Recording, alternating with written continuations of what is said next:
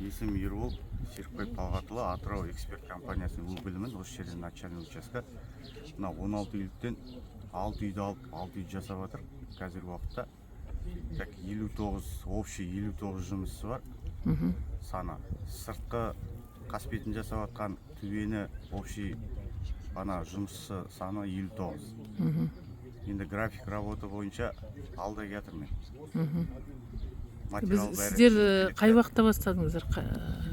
Біздер апрельдің 4-і бастадық. Жұмысты ма? Осы жерге келген ойын. Енді негізі график бойынша қашан бітірулеріңіз? Октябрьде біту керек. Октябрьде бітіру керек, да? 6 ай мерзімі бар. Қазір қанша үйді бітіп тұр сонда?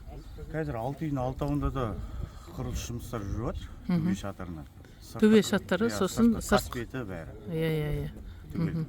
Бәрінде жүріп жатыр. Қанағаттанарлық па сонда? Иә.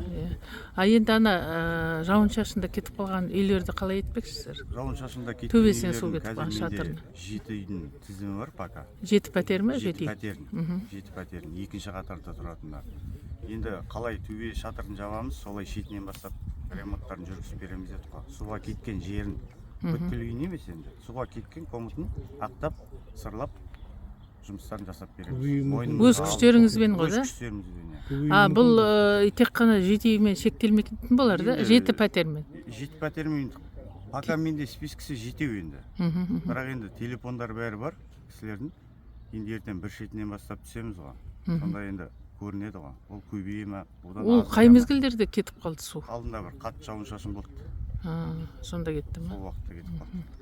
Жұмысшылар қаяқтікі? Жергіліктілер бар ма? Жұмысшылар жергілікті, доссорын осы жергілікті адамдар бар. 15 шақты адам 2 үйде жүріп жатыр төбе шатырында. Иә. Сосын осы Қазақстан азаматтары ғой, шетел азаматтар жоқ жұмыста. Шетел азаматтар болды ма? Жоқ, болған жоқ. Так, мына